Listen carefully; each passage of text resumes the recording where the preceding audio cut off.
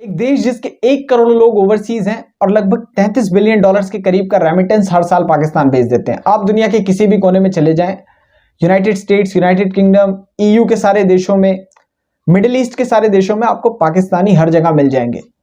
इनकी एटीट्यूड में मेहनत है, बहुत मेहनती कौम है। और फिर इनके पास अपनी एक रेपुटेटेड डॉक्टर कम्युनिटी है यूनाइटेड स्टेट्स में। सन 1960 में पाकिस्तान दुनिया के उन देशों में था जो बहुत तेजी से इकोनॉमिक डेवलपमेंट कर रहे थे। फिर इस वक्त हालात इस तरह के क्यों हैं?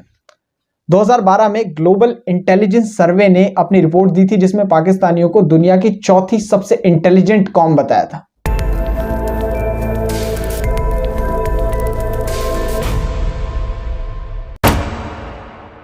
बिस्मिल्लाहिर्रहमानिर्रहीम, अस्सलाम वालेकुम। ग्लोबल फायर पावर इंडेक्स ने इस साल पाकिस्तान को 7th most powerful military power बताया है। 2 साल में पाकिस्तान की रैंकिंग 11th रैंक से 7th रैंक पर आई है और क्वाइटली पॉसिबल है कि अगले साल तक ये रैंकिंग भारत के बाद 5वें नंबर पर आ जाए। दुनिया की सारी पावरफुल मिलिट्रीज के साथ पाकिस्तानी मिलिट्री के टाइज हैं। ISI को वर्ल्ड की one of the most powerful secret intelligence माना जाता है। लेकिन ये तारीफ सिर्फ पेपर्स और ग्लोबल रैंकिंग्स की है, क्योंकि बीते 25 सालों से पाकिस्तान की हालात खस्ता रही हैं। वहां की सिक्योरिटी एजेंसीज अपने लोगों की सिक्योरिटी को इंश्योर कराने में पूरी तरह नाकामयाब रही। क्यों? क्योंकि जो प्रायोरिटी थी उनकी वो यूनाइटेड स्टेट्स के गोल्स को साउथ एशिया में कंप्लीट कराना था और नॉन नेटो एलाय होने का दर्जा लेकर पूरी दुनिया में घूमना था। इसीलिए कंट्री की हालात बिगड़ती चली गई। अभी बीते दिनों ही एक बहुत बड़ा हमला खैबर पख्तूनख्वा के सबसे बड़े शहर पेशावर में हुआ है। हमला पेशावर की मस्जिद में हुआ है, पुलिस लाइन की मस्जिद थी और इसमें लगभग 100 से ज्यादा लोग शहीद हो गए हैं। अब आप ये सोचें कि 10 साल भी नहीं हुए 2014 वाले पेशावर मिलिट्री स्कूल अटैक को, उसके बाद ये हमला हो गया है। बाकी छोटे मोटे हमलों का कोई हिसाब किताब नहीं है। अब खैबर पख्तूनख्वा में ही बार बार हमले क्यों होते हैं? क्योंकि फेडरली एडमिनिस्ट्रेटेड ट्राइबल एरिया, मतलब कबायली इलाके से ये पूरा रीजन जुड़ा हुआ है। इनफैक्ट अब तो खैबर पख्तूनख्वा का पार्ट ही है FATA। मतलब इन अटैक्स के चांसेस सबसे ज्यादा खैबर पख्तूनख्वा में। लेकिन सोचने वाली बात यह भी है कि अगर सेंट्रल पेशावर में ये हमले हो सकते हैं तो खैबर पख्तूनख्वा का दूर दराज का इलाका सेफ है या नहीं? वहां की सिक्योरिटी एजेंसीज पूरी तरह से फेल रही हैं वहां के लोगों को सिक्योरिटी प्रोवाइड करने में या 10 साल भी अमन मेंटेन करने में। पिछले हमले को ज्यादा देर नहीं हुए थे, ये नया हमला हो गया और हालात इसी तरह के बने हुए हैं, बदल नहीं रहे। क्योंकि मिलिट्री का ध्यान सत्ता में है, सत्ता में इंटरवेंशन करने में है और खुद सत्ता चलाने में, या जो सत्ता में बैठे हैं उनसे अपने हिसाब से सत्ता चलवाने में। यहां पर उनका कोर फोकस है, इसलिए वो इधर ध्यान नहीं दे पाते। अब शुरू में इस हमले की जिम्मेदारी ली TTP यानी कि तहरीक तालिबान पाकिस्तान ने, जो अमूमन खैबर पख्तूनख्वा और बलूचिस्तान के इलाकों पर हमला करता रहता है। लेकिन आगे इन्होंने रिस्पॉन्सिबिलिटी लेने से मना कर दिया। इनका कहना था कि मस्जिद पर हमला करना इनका तरीका नहीं है, ये हमला किसी और ने किया, इन लोगों ने नहीं किया। अब ऐसा क्यों हुआ कि पहले एक्सेप्ट कर लिया बाद में मना कर दिया? सच बात क्या है? एक्चुअली हमला इन्हीं लोगों ने किया है। इनका कोई एक ग्रुप नहीं है, 12, 15, 20 ग्रुप का ये मिक्स्ड है और इन सारे ग्रुप्स की अपनी अपनी लीडरशिप है, कोई सेंट्रलाइज्ड लीडरशिप नहीं है। किसी का भी मन करेगा, किसी एक फैक्शन का, वो जाकर हमला कर देगा। अगर इनकी सेंट्रल लीडरशिप को लगा या जिनके पास थोड़ी ज्यादा पावर है कि हाँ ये उनके काम का है, पॉलिटिकली उन्हें फायदा पहुंचाएगा, तो ये उसकी रिस्पॉन्सिबिलिटी ले लेंगे, वरना उससे इनकार कर देंगे। क्योंकि इन्होंने देखा कि लोगों के बीच में इस हमले को लेकर गुस्सा बहुत ज्यादा है, तो इन्होंने उसकी रिस्पॉन्सिबिलिटी लेने से पूरी तरह मना कर दिया और उससे किनारा कस लिया। लेकिन हमला करवाया इन्हीं लोगों ने। अब इन्हें पकड़ पाना, सजा दिलाना और ट्रैक करना काफी मुश्किल काम है, क्योंकि अफगानिस्तान और पाकिस्तान के बॉर्डर पर एक कॉमन रीजन है ये फेडरली एडमिनिस्ट्रेटेड ट्राइबल एरिया या कबायली इलाका। अब इसमें किसी तरह का कोई बॉर्डर नहीं है, डुरंड लाइन का मसला आप सबको पता होगा। दोनों साइड्स के लोग यहां पर हो सकते हैं, मतलब इस ग्रुप में अफगान नेशनल्स हैं या पाकिस्तानी नेशनल्स हैं, इस तरफ के लोग हैं या उस तरफ के लोग हैं, ये चीजें ठीक से कंफर्म नहीं होती, इसीलिए कंफ्यूजन क्रिएट होता है और इसी कंफ्यूजन में इन्हें पकड़ पाना बहुत मुश्किल है। और इसी वजह से दोनों सरकारों के बीच में तू मैं होती रहती है। चाहे इससे पहले United states backed puppet government हो या फिर उसके बाद अब ये जो नई गवर्नमेंट बनी अफगानिस्तान में, ये लोग हों, बार बार इन लोगों के बीच में आपसी तू मैं बॉर्डर इश्यूज को लेकर होंगी। पाकिस्तान में डिपार्टमेंट्स और अथॉरिटीज सबसे पहले इल्जाम अफगानिस्तान के ऊपर लगाएंगी कि उनके यहां अगर खैबर पख्तूनख्वा में सिचुएशंस खराब होती हैं तो इसका डायरेक्ट कनेक्शन अफगानिस्तान से है या वहां के पश्तून कबीलों से है। ये पाकिस्तान पर हमला करके अफगानिस्तान में छुप जाते हैं, इसलिए इन्हें पकड़ पाना नेक्स्ट टू इम्पॉसिबल है। लेकिन दूसरी तरफ अफगान गवर्नमेंट का कहना है कि ये जितने भी मेस पाकिस्तान में बचे हुए हैं, ये इसका रिस्पॉन्सिबल डायरेक्टली अफगानिस्तान को ठहरा देते हैं। अल्टीमेटली इस सारी सिचुएशंस की जिम्मेदार ये खुद है और अब ये उसे टैकल नहीं कर पा रहे और इसमें कहीं ना कहीं रियलिटी है। जिसमें सबसे पहली रियलिटी है कि अमेरिका के रोल को रीजन में पाकिस्तान ने बढ़ाया। अगर पाकिस्तान ने अमेरिका को रीजन में सपोर्ट नहीं किया होता, यहां पर यूनाइटेड स्टेट्स का इन्फ्लुएंस नहीं पड़ता, फालतू ग्रुप्स को पैसे, फंडिंग्स और हथियार नहीं मिलते, और वाकई में ही इस रीजन की सिचुएशंस इस तरह की नहीं होती। बिना पाकिस्तान की मदद के यूनाइटेड स्टेट्स यहां पर कुछ भी नहीं कर सकता था। इन्होंने नॉन नेटो एलाई बनने के लिए उसकी बहुत ज्यादा मदद की है इस पूरे रीजन में। हालांकि पाकिस्तान में सारे बड़े एनालिस्ट को, इंटेलेक्चुअल्स को ये बहुत अच्छे से पता था, पॉलिटिशियंस को पता था कि stabled Afghanistan mean stabled Pakistan, और अगर वहां इंस्टेबिलिटी रहती है तो अल्टीमेटली इंस्टेबिलिटी पाकिस्तान की तरफ आएगी। आपने वो सारी सिचुएशंस देखी थी 79 से 89 के बीच में, जब सोवियत्स ने अफगानिस्तान पर हमला किया, लेकिन उसके बाद भी इन्होंने कोई सीख नहीं ली। ढोंग का लेवल क्या था कि अमेरिका एबटाबाद आ गया, पाकिस्तानी मिलिट्री को पता ही नहीं था। उससे पहले अफगानिस्तान पर हमला हो गया, पाकिस्तानी मिलिट्री को पता ही नहीं था। लेकिन रियलिटी यह है कि यूनाइटेड स्टेट्स को किसी भी रीजन में आने के लिए एक गारंटर की जरूरत होती है, और यहां पर वो गारंटर थी पाकिस्तानी आर्मी।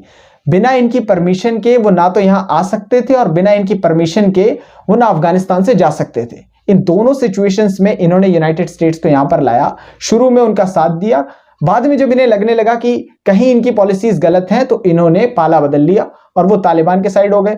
फिर यही सबसे बड़े फैक्टर बने यूनाइटेड स्टेट्स की यहां पर हार के। मतलब अल्टीमेटली ये सारा मैस, हथियार, फंडिंग्स, ग्रुप्स, ये सारी चीजें आई यूनाइटेड स्टेट्स के साथ। लाया कौन? पाकिस्तान। लाए कौन? पाकिस्तानी मिलिट्री। ये एक रियलिटी है जिसको कोई भी डिनाई नहीं कर सकता। अब पाकिस्तान में दो फैक्शंस हैं, लिबरल्स और कंजर्वेटिव्स। जैसे पूरी दुनिया में लिबरल्स होते हैं, यूनाइटेड स्टेट्स उनका आइडियोलॉजिकल फादर है, सेम एज पाकिस्तान में है जो सारे लिबरल्स हैं, अमेरिका उनका आइडियोलॉजिकल फादर है, और वो उसी हिसाब से सोचते हैं। उनका मानना है कि अमेरिका ने पाकिस्तान के साथ कुछ भी गलत नहीं किया, सब कुछ ठीक हुआ है। हालत ऐसी थी कि इराक पर जब इन्वेजन हुआ उस वक्त आप जो रिएक्शन था लिबरल्स की तरफ से, या जो गवर्नमेंट में उस वक्त लोग थे, उन सबका आप रिएक्शन देख लें, आपको समझ में आ जाएगा। लीबिया में जब अमेरिका ने इंटरवेंशन किया और कॉलोनल गद्दाफी साहब को शहीद कर दिया, उसके बाद का भी रिस्पॉन्स शेमफुल था, क्योंकि एक शख्स, एक लीडर जिसने पाकिस्तान के साथ बहुत अच्छे टाइज रखे, इन्वेस्टमेंट किया, कॉलोनल गद्दाफी स्टेडियम जो बना था उनके नाम से, अब लिबरल्स डिमांड कर रहे हैं कि उस नाम को पूरी तरह बदल देना चाहिए। क्यों बदल देना चाहिए? क्योंकि यूनाइटेड स्टेट्स ने एक आदमी के खिलाफ कुछ ज्यादा ही प्रोपेगेंडा कर दिया था। अब वो प्रोपेगेंडा असलियत लगने लगे हैं वेस्ट में, लेकिन अल्टीमेटली वो सारे प्रोपेगेंडाज मुस्लिम वर्ल्ड में एक्सपोज्ड हुए हैं, उनके ऊपर बात हुई है, रियलिटी पर बात हुई है कि गद्दाफी से पहले का लीबिया किस तरह था और गद्दाफी के जाने के बाद का लीबिया किस तरह का था, और आज 12, 13, 14 साल बाद का लीबिया किस तरह का है। आप हालत समझ सकते हैं। अच्छा, इसी के साथ साथ एक दूसरा भी फैक्शन है, कंजर्वेटिव फैक्शन, जो मानता है कि यूनाइटेड स्टेट्स उनके मुल्क में बदहाली का सबसे बड़ा रिस्पॉन्सिबल, और वो लोग ऑलमोस्ट 70-80% तक बिल्कुल ठीक है, लेकिन 20% ठीक नहीं है। क्यों नहीं ठीक है 20% कंजर्वेटिव्स? क्योंकि अल्टीमेटली उनके मुल्क का भी और वहां के लीडर्स का और स्पेशली कुछ डिपार्टमेंट्स का, इंस्टीट्यूशंस का एक बहुत बड़ा रोल रहा है उनकी कंट्री की कंडीशंस को जर्जर या कमजोर बनाने के लिए। कभी मिलिट्री ने डायरेक्ट रूल किया तो कभी नाम की सरकार बनाई। एक सिंगल सिविलियन लीडरशिप ने पाकिस्तान में 5 साल पूरे नहीं किए हैं। जो पॉलिटिकल फोर्स और नेता पाकिस्तान में 5 साल पूरे नहीं कर सकते, उनके पास क्या विजन, प्लान्स और रिफॉर्म्स होंगे अपनी कंट्री की सिचुएशंस को बेहतर करने के लिए? मतलब साफ है कि जिन्हें सरकार चलानी थी उन्हें सरकार नहीं चलाने दी जाएगी, जिनको सिक्योरिटी इंश्योर करनी थी वो गवर्नमेंट में इंटरवेंशन करेंगे ताकि उनकी पकड़ कंट्री में मजबूत रह सके, जिन्हें फॉरेन नेशंस पर फोकस करना था मतलब इंटेलिजेंस, वो कंट्री में सत्ता चलाने की सोचेंगे। और इसका नतीजा क्या हुआ? ऑलमोस्ट 25 सालों से इंस्टेबिलिटी, इनसिक्योरिटी, इकोनॉमिक क्राइसिस और बढ़ता विदेशी कर्जा वहां के एडमिनिस्ट्रेशन और मैनेजमेंट की कमर तोड़ रहा है। इस वक्त हालात किस तरह के? पाकिस्तान के पास लिमिटेड फॉरेन रिजर्व बचा है, रुपी की वैल्यू आए दिन डेप्रिशिएट होती हुई जा रही है, जीडीपी ग्रोथ रेट काफी ज्यादा कम अनुमान लगाया गया है इंटरनेशनल ऑर्गेनाइजेशंस के जरिए।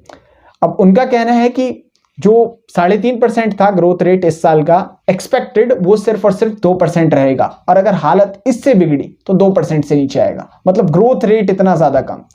48 सालों में इतना बुरा इकोनॉमिक क्राइसिस पाकिस्तान ने झेला ही नहीं। इन्फ्लेशन का रेट 25% क्रॉस कर गया, मतलब महंगाई बहुत ज्यादा है, लोगों के सब्र से ज्यादा, और इन सारी परेशानियों को करंट गवर्नमेंट सॉल्व नहीं कर सकती। वो इसलिए क्योंकि ये पॉलिटिकल मैस के बाद आए हैं। इनका मेन जो फोकस था वो ये कि किसी तरह से अपनी सियासत को मुल्क के अंदर बचाया जाए, लेकिन उल्टे फंस गए जब इस तरह की कंडीशंस पूरे मुल्क में बन गई हैं। इस वक्त आईएमएफ की टीम पाकिस्तान में मौजूद है और ये गवर्नमेंट डिमांड कर रही है लगभग $7 बिलियन के बेल आउट पैकेज की। लेकिन बहुत मुश्किल है कि बेल आउट पैकेज इस वक्त पाकिस्तान को मिले। वो इसलिए क्योंकि सबसे पहले वो लोग तलाशते हैं स्टेबिलिटी, और वो देखेंगे इस वक्त पॉलिटिकली अनस्टेबल है पाकिस्तान। आने वाले टाइम पर जब 2023 में कोई गवर्नमेंट बनेगी, पक्की गवर्नमेंट जो कुछ साल रह सके, उसके बाद ही ये लोग अप्रूव करेंगे $7 बिलियन के बेल आउट पैकेज को। उससे पहले ये चीजें बहुत मुश्किल हैं, नामुमकिन नहीं लेकिन मुश्किल है। एक देश जिसके 1 करोड़ लोग ओवरसीज हैं और लगभग $33 बिलियन के करीब का रेमिटेंस हर साल पाकिस्तान भेज देते हैं। आप दुनिया के किसी भी कोने में चले जाएं, United states, United kingdom, EU के सारे देशों में, मिडिल ईस्ट के सारे देशों में आपको पाकिस्तानी हर जगह मिल जाएंगे। इनके एटीट्यूड में मेहनत है, बहुत मेहनती कौम है। प्रोफेसर से लेकर किसी इंटरनेशनल स्टूडेंट तक, IT सेक्टर से लेकर किसी लेबर तक, और फिर इनके पास अपनी एक रेपुटेटेड डॉक्टर कम्युनिटी है यूनाइटेड स्टेट्स में। सन 1960 में पाकिस्तान दुनिया के उन देशों में था जो बहुत तेजी से इकोनॉमिक डेवलपमेंट कर रहे थे। फिर इस वक्त हालात इस तरह के क्यों हैं? 2012 में ग्लोबल इंटेलिजेंस सर्वे ने अपनी रिपोर्ट दी थी जिसमें पाकिस्तानियों को दुनिया की चौथी सबसे इंटेलिजेंट कौम बताया था। अब इन सारी चीजों से बात साफ है कि उनके पास पोटेंशियल है आगे बढ़ने का और हर चीज का, लेकिन वीक लीडरशिप और मैस लीडरशिप वो उन्हें रोक रही है। बीते दिनों पाकिस्तानी यूथ ने इन बातों को समझा है और लगभग आखिरी 10 सालों में इन लोगों ने अपनी गवर्नमेंट और मिलिट्री दोनों को कंट्री की इकोनॉमिक कंडीशंस के लिए क्रिटिसाइज किया है या बाकी सिचुएशंस के लिए क्रिटिसाइज किया है, और ये कहा है कि अमेरिका और यूरोप की शादी में पाकिस्तान को दीवाना बनने की कोई जरूरत नहीं है। अब सवाल यह है कि क्या पाकिस्तान डिफॉल्टर नेशन होने की कगार पे है? तो ये डिपेंड करता है कि आपके पास क्या डेफिनेशन है किसी डिफॉल्टर नेशन की। क्योंकि अगर रुपये की वैल्यू डेप्रिशिएट होगी, फॉरेन रिजर्व कम होगा, उसके बाद आप सिर्फ 2% के करीब ही GDP ग्रोथ कर पाएंगे। करप्शन की कोई सीमा नहीं है पाकिस्तान में, मतलब इन्वेस्टमेंट का पैसा गायब हो जाता है। फिर सारे डिपार्टमेंट्स आपस में लड़ रहे हैं, मैस मचा हुआ है पूरा। मतलब अल्टीमेटली आपने वो पोजीशन हासिल कर ली है जिस पर हम किसी देश को डिफॉल्टर नेशन कह सकते हैं। अब अगर कोई ये सोचता है कि लंका जैसी सिचुएशंस होंगी तब मानूंगा कि वहां पर नेशन डिफॉल्टर हो गया, तो ये सोचना पड़ेगा और समझना पड़ेगा कि इस देश की एक इंपॉर्टेंस है, जिसके बाद दुनिया भर के देश इसको बचाने आएंगे। मतलब मिडिल ईस्ट के देश हैं जो इन्वेस्टमेंट कर सकते हैं और करने को लगभग तैयार खड़े हैं, और 2 देशों ने हेल्प कर भी दी इसी बीच। उसके बाद IMF है, फिर यूरोपियन यूनियन है। कई लोगों को झटका लगेगा वो क्यों बचाएंगे, लेकिन बहुत सारे फैक्टर्स हैं जिस पर वो आकर इन्हें बचाएंगे। उसके बाद इस्लामिक डेवलपमेंट बैंक है, फिर चाइना है, रशिया $14 बिलियन के करीब का इन्वेस्टमेंट उनके यहाँ करने वाला है, लेकिन वो स्टेबिलिटी तलाश रहा है गवर्नमेंट में। मतलब अल्टीमेटली कहीं ना कहीं ये उस सिचुएशंस में नहीं आएंगे और उस सिचुएशन से बच जाएंगे अपनी ग्लोबल इंपॉर्टेंस की वजह से। लेकिन इसका ये भी मतलब नहीं कि इन सारे नेशंस के फैक्टर की वजह से आप बच गए तो आप कोई डिफॉल्टर नेशन नहीं है। क्यों? क्योंकि अल्टीमेटली कर्जा बढ़ा है और उसके बाद जब हालात इसी तरह के रहेंगे कर्जा फिर से बढ़ेगा, जो बीते 30 सालों में हो रहा है। तो समझना पड़ेगा। अच्छा, पाकिस्तान इन्वेस्टमेंट के मामले में हमेशा से एक लकी कंट्री रहा है। मतलब बहुत बड़े लेवल पर दूसरे देशों से इन्वेस्टमेंट इस देश में आता हुआ रहा है, और स्पेशली मिडिल ईस्ट से। जैसे चाइना ने एक बहुत बड़ा इन्वेस्टमेंट किया, उसी तरह से मिडिल ईस्ट भी एक बहुत बड़ा इन्वेस्टमेंट करने वाला था पाकिस्तान के एनर्जी सेक्टर में। लेकिन सऊदी अरब ने और कुछ मिडिल ईस्टर्न नेशंस ने इन कामों को रोक दिया है, क्योंकि 35-40 सालों से वो पाकिस्तान में इन्वेस्टमेंट कर रहे हैं। उन्हें एक एक्सपीरियंस हो गया पाकिस्तान में इन्वेस्टमेंट करने का, और उन्होंने कुछ चीजें सीखी हैं इन 35-40 सालों में। उन्हें पता है कि जब वो पाकिस्तान में पैसा भेजते हैं तो पाकिस्तान में पैसा फिल्टर होता है अथॉरिटीज, बिचौलियों और बाकी लोगों के बीच में, और फिल्टर होकर जमीन पर उतरता है इन्वेस्टमेंट का सिर्फ 10% पैसा। किसी का कोई फायदा नहीं हो पाता। तो उन्होंने पाकिस्तान की गवर्नमेंट से डिमांड की है कि आप कोई एक ऐसा एडमिनिस्ट्रेशन बनाए, मैनेजमेंट बनाए, जिससे पैसा डायरेक्टली जमीन पर उतारा जा सके और इससे किसी का भी कोई लॉस ना हो। अगर आप ये नहीं बनाएंगे हम वहां पर इन्वेस्टमेंट नहीं करेंगे। वो $20 बिलियन का इन्वेस्टमेंट जो सऊदी अरब करने वाला था वो इन्वेस्टमेंट उसने नहीं किया है। इस वक्त भी सऊदी अरब बहुत हद तक तैयार खड़ा है $11 बिलियन के करीब का इन्वेस्टमेंट करने के लिए, ताकि हालात को बेहतर बनाया जा सके। फिर मिडिल ईस्ट के और कई देश हैं, UAE, कतर।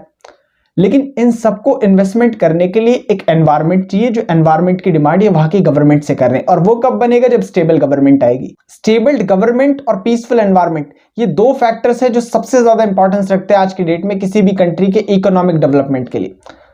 और इसकी सबसे बेहतर मिसाल बांग्लादेश है। वहां पर सिचुएशंस बेहतर थी। वो पाकिस्तान का ही कभी एक स्टेट था और सबसे पिछड़ा स्टेट। आज उसका $500 बिलियन का ग्रॉस डोमेस्टिक प्रोडक्ट है। आप पाकिस्तान की चारों प्रोविंसेस को मिला लेंगे या पाकिस्तान की टोटल जीडीपी देखेंगे तो भी वो बांग्लादेश के कंपैरिजन में बहुत पिछड़ चुकी है। और ये सब हुआ कैसे? उन लोगों ने कुछ चीजें और कुछ इंप्रूवमेंट काफी बेहतर किए। बाकी अगर आप जियोग्राफिकल कंडीशंस देखेंगे दोनों कंट्रीज की और जियोग्राफिकल इंपॉर्टेंस देखेंगे तो पाकिस्तान ज्यादा बेहतर जगह पर है, लेकिन फिर भी पीस ना होने की वजह से और दूसरों के मामले में पड़ने की वजह से वो सिचुएशंस नहीं बन पाई और इस वजह से इकोनॉमिक डेवलपमेंट नहीं हो पाया। लेकिन ऐसा नहीं है कि कंडीशंस ठीक नहीं हो सकती और हालात बदल नहीं सकते। क्यों? क्योंकि एक दूसरी भी मिसाल है टर्की की। सन 2000 से पहले टर्की की भी सिचुएशन सेम ऐसी ही थी। जो मिलिट्री थी वो बार बार इलेक्टेड गवर्नमेंट को गिरा देती थी और मिलिट्री का एक हिसाब से दबदबा था। स्टेबिलिटी ना होने की वजह से टर्की बहुत सारी चीजों में पिछड़ चुका था, स्पेशली इकोनॉमी में। इकोनॉमिक हालत बहुत ज्यादा खराब थी। 2000 में टर्की की कंडीशंस काफी बुरी थी, लेकिन उसके बाद एर्दोआन को लोगों ने चूज किया। वो एक बड़ी पॉलिटिकल फोर्स बनकर उभरे। उन्होंने टर्की के अंदर स्टेबिलिटी लाई और उसके बाद टर्की की गवर्नमेंट ने कई बदलाव किए अपनी सोसाइटी में और आज वो एक रीजनल पावर, एक इन्फ्लुएंशियल कंट्री बनकर उभरा है ग्लोबल पॉलिटिक्स में। और ये सारी चीजें हुई कैसे? जब उन्होंने राइट पॉलिटिकल पार्टी को चूज किया, राइट लीडर को चूज किया एट द राइट टाइम। यहां पर भी उसी चीज की जरूरत है कि राइट पॉलिटिकल फोर्स को एट द राइट टाइम पर चूज करना और मेक श्योर कि जो सत्ता है वो इस्लामाबाद से चलाई जाए, रावलपिंडी से नहीं। जो जिसका काम है वो करे, उसके बाद ही सिचुएशंस बेहतर हो सकती हैं, वरना ये इकोनॉमिक कंडीशंस इसी तरह की आने वाले टाइम पर भी रहने वाली हैं। यही कुछ तरीके हैं जिससे आने वाले वक्त में पाकिस्तान में एक गुड, पीसफुल और स्टेबल फ्यूचर बनाया जा सकता है। इस वीडियो में बस इतना था। वीडियो को शेयर करें। Thank you so much for joining us.